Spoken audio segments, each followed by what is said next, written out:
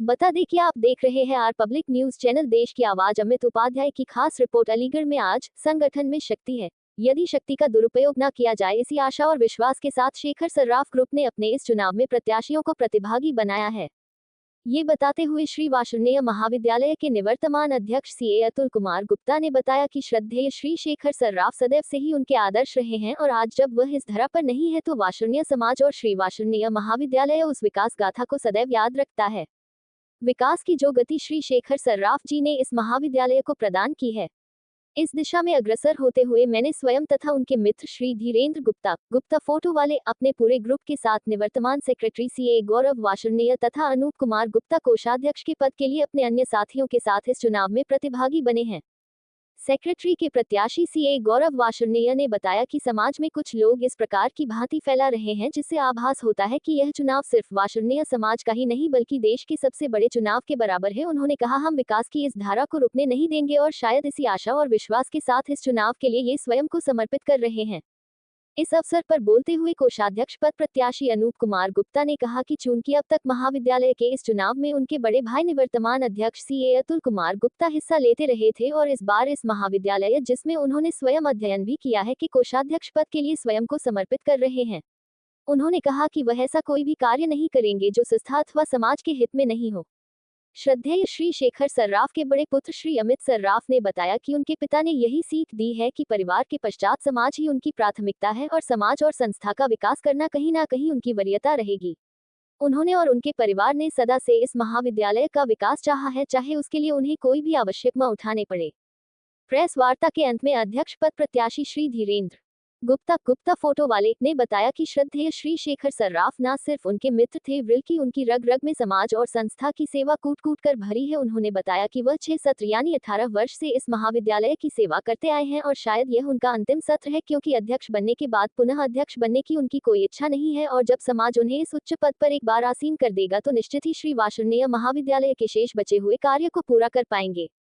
Press वार्ता में उनके अतिरिक्त शेखर सर्राफ ग्रुप के पदाधिकारी पद के सभी प्रत्याशी यानी प्रज्ञा वार्ष्णेय, राजीव जलाली, मुकेश कातिब और स्वाति गुप्ता मौजूद रही और उनके साथ शेखर सर्राफ ग्रुप के सदस्य पद के प्रत्याशी यानी डॉक्टर कौशल किशोर, श्री विष्णु गुप्ता एडवोकेट, सुधीर कुमार सहपू वाले, नवरत्रा गुप्ता, विपिन कुमार वार्णी एडवोकेट, इंजीनियर नेहा वार्ष्णेय, रविकर आर्य, बोस्की वार्ष्णेय, विपेंद्र वार्ष्णेय, शांति वीडियो, राजा सौरभ सहपू वाले, डो कविशंकर एटा और देवेंद्र कुमार मोनू चंदौसी भी उपस्थित रहे।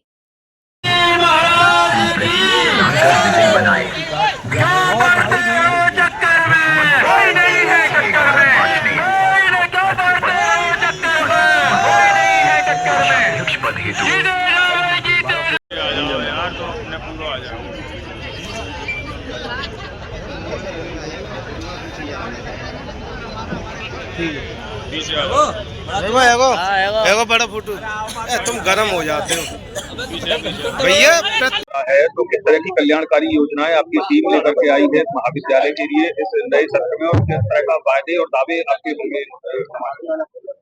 ये चुनाव होने जा रहा है 21 तारीख को श्री वार्ष्णेय महाविद्यालय में। ये संविधान में परिवर्तन होने के बाद इस चुनाव का सत्र 25 से 29 है। पहले चुनाव 3 वर्ष के लिए होता था, अब ये चुनाव आगे 4 वर्ष के लिए होगा। हम शेखर सर्राफ ग्रुप के इस चुनाव को कंटेस्ट कर रहे हैं और इस चुनाव में हमारी जो प्राथमिकताएं हैं वो ये है कि हमारे यहाँ 2026 में नेट का इंस्पेक्शन होना है, जिसमें हमारी प्राथमिकता ये है कि हम अपने कॉलेज को श्री वार्ष्णेय महाविद्यालय को A++ का ग्रेड दिलवा पाए। दूसरी प्राथमिकता हमारी एक बिल्डिंग बन रही है, सेल्फ फाइनेंसिंग विंग के नाम से एक बिल्डिंग का हम कंस्ट्रक्शन कराने जा रहे हैं, जिसका पहला लेंटर कल पड़ चुका है और हम ये 3 मंजिला इमारत है और 3 मंजिला इमारत 39 कमरों को लेकर बनेगी, जिसमें डी फार्मा के कोर्सों को संचालित किया जाएगा। तीसरा एमएड हमारे यहाँ उसका एनओसी हमको मिल रही है एमएड के लिए, लेकिन उसके लिए पैनल का अभी स्थापना नहीं हुई है। हम जब आएंगे 25 में 29 सत्र में चुनाव जीतकर, तो 25 से 29 सत्र में सबसे पहले एमएड के पैनल को हम लेकर उस एमएड को अप्लाई करने का एमएड कोर्स को चालू करने के लिए प्रतिबद्ध है। आपके अलावा विभिन्न पदों पर कौन-कौन से अध्यक्ष पद पर माननीय धीरेन्द्र गुप्ता जी फोटो वाले ये अध्यक्ष पद पर है। मैं खुद सचिव पद पर रिपीट कर रहा हूँ। मेरे साथ अनूप भाई साहब कोषाध्यक्ष पद पर रिपीट कर रहे हैं। हमने शासनी से एक प्रतिनिधित्व दिया है सीनियर वाइस प्रेसिडेंट के रूप में प्रज्ञा वार्ष्णेय जी को। जूनियर वाइस प्रेसिडेंट पर हमारे यहाँ राजीव गुप्ता जलाली वाले जी चुनाव लड़ रहे हैं। हमारे यहाँ सीनियर ज्वाइंट सेक्रेटरी पर मुकेश कार्तिक भी चुनाव लड़ रहे हैं और जूनियर ज्वाइंट सेक्रेटरी पर स्वाति जी भी चुनाव लड़ रहे हैं। और हमारे यहाँ 14 मेंबर्स डॉक्टर कौशल किशोर जी, विष्णु गुप्ता एडवोकेट जी, रविकर आर्य जी, विपिन शांति वीडियो जी, सुधीर कुमार सैपव जी, नवरत्न कुमार बंटू जी, एडवोकेट विपिन कुमार जी, सुमित कुमार एडमिन जी, राजा सौरभ जी, श्रीमती शिखा राजा जी, श्रीमती बोस्की वार्ष्णेय जी, इंजीनियर नेहा वार्ष्णेय जी और 2 अप्रवासी डॉक्टर कवि शंकर जी एटा से और देवेंद्र गुप्ता मनु चौसी से ये चुनाव कंटेस्ट कर रहे हैं। लगभग कितने मतदाता इसमें आपके चुनाव में अपने मताधिकार का इस्तेमाल करेंगे? क्या मैसेज उन सभी मतदाताओं से आपका होगा? हमारे यहाँ टोटल 4704 सदस्य हैं और 4704 में पिछली बार कास्टिंग 3000 वोटों की हुई थी। हमें लगता है कि इस बार कास्टिंग लगभग 3200-3300 वोटों की होगी। देखिए, कभी इस पर विचार नहीं किया गया? निर्विरोध चुनाव के लिए हमने कमेटी बनाई थी इंजीनियर दिनेश चंद जी के नेतृत्व में। उन्होंने बहुत प्रयास भी किए। उनकी इस प्रयास से हम लोगों ने अपना समर्पण भी दिया था। हमारे धीरेन्द्र जी भी ये कह रहे थे कि अगर अनुभव चुनाव होता है तो हम अपना त्याग करने को तैयार हैं। मैंने भी कह दिया था कि मैं सेक्रेटरी पद से हटने को तैयार हूं अगर कोई व्यक्ति सेक्रेटरी पर आप लाते हो और निर्विरोध चुनाव की ओर बढ़ते हो। हम प्रेसिडेंट सेक्रेटरी इस बात के लिए उनसे अपने को समर्पण कराए थे। आया है सन 2022 में भी 3 ग्रुपों से चुनाव जीत के आए थे। मैं सेक्रेटरी पर था और मैंने सब तीनों ग्रुपों से प्रत्याशियों को एकजुट करने का प्रयास किया। श्री वार्ष्णेय महाविद्यालय 21 लोगों की कमेटी थी और 21 को एक करने का मैंने पूरा प्रयास किया है। आगे भी इसी परंपरा को आगे करते हुए दोनों ग्रुपों से अगर जो भी प्रत्याशी जीत के आएंगे उसको एक करने का प्रयास हमारी तरफ से होगा।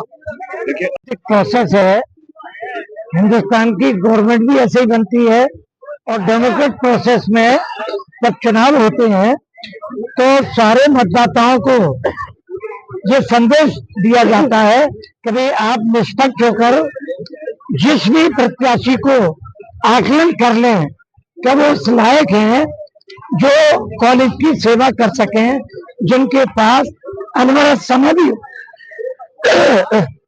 मैं स्वयं भी पिछले 18 वर्ष से सारे मतदाताओं के आशीर्वाद से कॉलेज की सेवा कर रहा हूँ। ये मेरा 7वां सत्र है। पहले से मैं सदस्य रहा हूँ। इस बार मुझे अध्यक्ष पद का प्रत्याशी बना दिया गया है। एक चीज रह गई थी, हमारे यहाँ इंडोर स्टेडियम है जो 10,000 स्क्वायर फीट में है, उसके बराबर बास्केटबॉल प्रैक्टिस के लिए काफी बड़ा मैदान है और उसके बाईं तरफ मंदिर और बास्केटबॉल के बीच में हमारे पास करीब 4,500-5 हजार का जगह है, जिसमें हमारे मैनेजमेंट ने आगे चूंकि सारे समाज के लोगों की ये शिकायत रहती थी कि आप पिछले बार जो उठावनी या और भी अन्य कार्यक्रम के लिए रघुनाथ भवन दिया करते थे वो आपने बंद कर दिए हैं। उसका एक सबसे बड़ा कारण ये था कि हमारा जो शैक्षणिक व्यवधान पैदा होता था, लोग कोई भी कार्य करते थे उसमें 2-4-5 घंटे पहले तैयारी में लगते थे, इसलिए उसको हमें मजबूरन बंद करना पड़ा। लेकिन अब की बार हमारे